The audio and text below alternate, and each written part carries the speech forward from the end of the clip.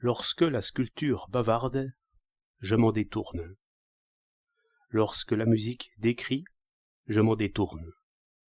Si l'architecture tend devant mes yeux un décor sans épaisseur, et derrière lequel il n'y a rien, je m'en détourne. D'une peinture qui fait danser ses personnages, je me détourne. Je veux que chacun des arts parle le langage qui lui est propre, au lieu de bégayer dans une langue étrangère. Un homme de bronze me fait entendre qu'il a résolu de mourir pour son pays. Mais un poème ou une page d'éloquence exprimera bien mieux une telle résolution par ses motifs.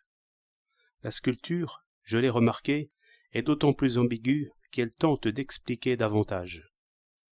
Dès qu'une statue ouvre la bouche, je ne sais plus ce qu'elle dit. Preuve que la sculpture ne doit point chercher du tout de ce côté-là. Si je pouvais faire comprendre, en une page ou deux de prose, ce que dit la 9e symphonie, il n'y aurait plus de 9e symphonie. Quand la musique imite le vent ou la pluie, elle perd son temps. Quand elle décrit les passions tragiques, elle perd son temps. Pour tout dire en peu de mots, je reconnais l'œuvre d'art à ceci, qu'elle n'exprime qu'elle-même, et que ce qu'elle exprime ne peut être traduit en aucun autre langage. De telles formules ne peuvent nullement être prouvées, mais l'on a souvent l'occasion de les appliquer, car il arrive que l'on n'ait rien à dire contre un groupe sculpté, que l'on approuve le sujet, l'intention, le groupement et même les formes, sans que l'œuvre ait pourtant le plus petit commencement de réalité. Je dirais même que si nous commençons par l'approbation, ce n'est pas un bon signe que l'œuvre soit réellement une œuvre. C'est qu'elle nous prend à la tête, non à la ceinture. Comme une femme qui ferait plaider par un avocat qu'elle est aimable et belle. Une cathédrale ne prouve point qu'elle est belle, mais si vous y entrez, voix, attitude, gestes, tout est changé aussitôt sans que vous y pensiez. Je dirais que le caractère d'une œuvre d'art, c'est réalité et puissance plutôt que beauté.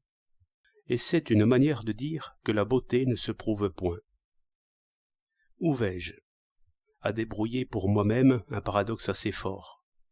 Il peut arriver qu'une œuvre dialoguée soit bien composée, remplie de nobles pensées, de mouvements vrais, de péripéties émouvantes, et que je n'en puisse penser autre chose que ceci.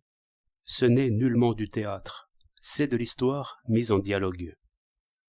J'aurais assez souvent l'occasion d'employer cette formule si je m'essayais au difficile métier de critique. Mais je n'aime point trop conseiller, ayant éprouvé par moi-même que ce n'est que l'éloge qui peut servir. Et encore faut-il dire que l'éloge, s'il donne le courage d'entreprendre, n'en donne nullement les moyens. Je préfère donc, réfléchissant tout seul à ma mode, rechercher ce que c'est proprement que théâtre et en quoi consiste ce langage qui n'est point éloquence, ni poésie, ni peinture. Et je crois que l'exacte description de cette sorte de maison ou d'enceinte, ouverte du côté du public et en même temps séparée du public, conduirait directement à comprendre ce que c'est qu'un personnage tragique, fermé de toutes parts et seul, mais ouvert aussi du côté du public. Cette remarque si simple explique tout le comique. Elle aiderait à comprendre aussi le tragique, et d'abord le rôle subordonné qui convient à la fatalité extérieure. J'ai voulu dire que le théâtre n'est pas moins fermé que les autres arts, et c'est une occasion de penser comme il faut à cette sorte de chair, dont les sermons ont une si prodigieuse action, soit pour réformer les mœurs, soit surtout pour conserver le merveilleux langage qui nous propose nos idées.